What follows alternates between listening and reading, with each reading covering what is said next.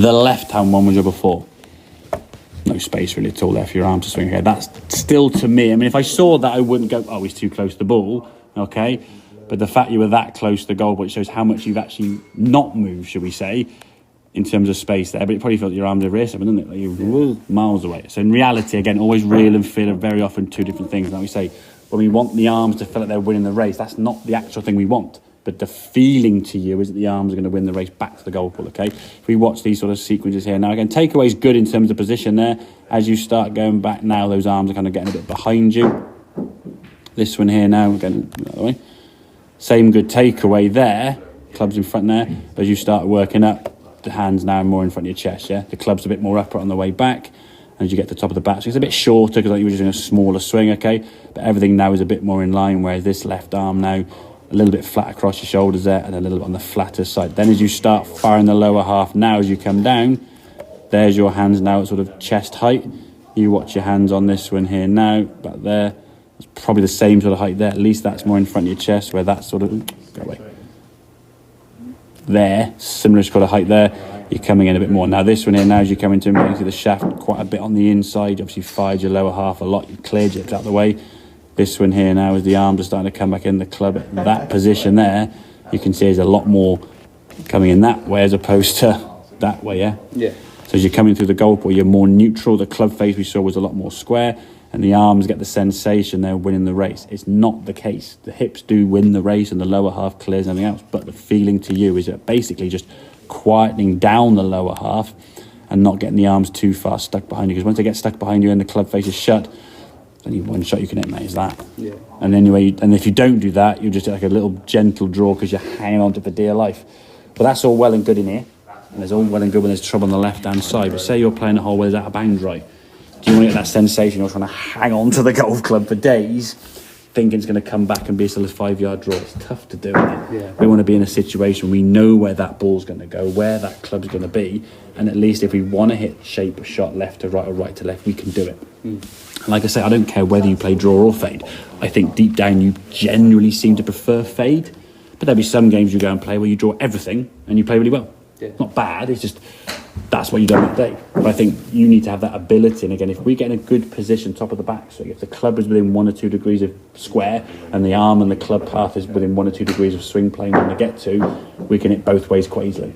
If you're 5-6 degrees shut and you're about 10 degrees under plane and you're a bit flat, there's only one shot you can hit. You can't hit fade, yeah? I told you before, we said like in national coaching and county coaching, we sort of compete against each other and say, right, the second you get the top of the backswing, call the shot. Now, if you're neutral, if you just said high fade, low draw, low fade, whatever, I can do it, yeah? I can control that club face and hit a certain type of shot. If I'm playing against you, you know what shot I'm going to call you to it? Give me a low fade that starts, yeah, you ain't starting that ball left to target, you can't. You start it left, it'll just snipe left, okay? If you try to start it high, it would just start further right because you open the club face more, yeah? So you've got to get the sensation, like I say, real and feel.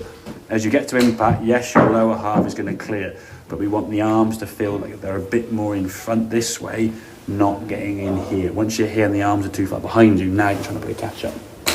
And you either play catch-up or you get the club face a bit shut.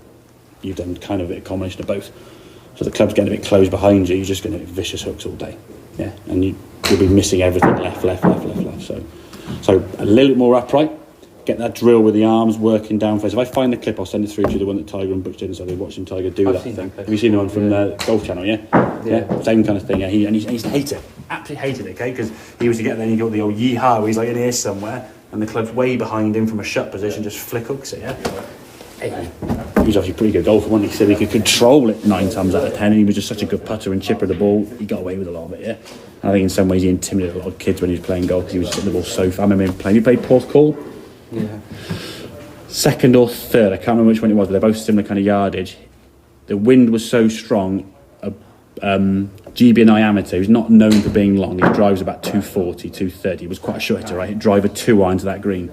Tiger knocked on with 3-wood. But Wilson Home won the hole. Hit 2-iron to that and Tiger 3-putted. So that kind of shows what it's all about. But yeah, his distance and also he was great, and actually as a kid hit the ball further, but had no control. So when Butch went to see Tiger actually started losing distance. And same with Mickelson. Mickelson said when he went to Butch years ago, I want what Tiger's got in his locker, like all the trophies. And Butch said, okay, I'll do that. I'm taking 10, 15, 20 yards off your drivers. And Mickelson went, I can't do that. Never want to go and see him. And then 6, 7 years on the line, when Tiger's on about 7, 8 more majors, Mickelson relented and went, okay, I'll go and see you. And then won like 4 or 5 majors himself. You look at Mickelson's swing when he shortened his swing, got a bit more compact, hit the ball straight at fairways. His short game is going to win, isn't he? Mickelson's known for just being a big sprayer of the ball, So if we can get that club more in front of you all times, so it's working up kind of your chest that way, a bit more in front. Left arm now is a bit more parallel to the ground and in line to target, You look when your left arm was sort of parallel here to the ground. It's back here, This one here now is a bit more towards target, Okay, mate, makes sense? Good man.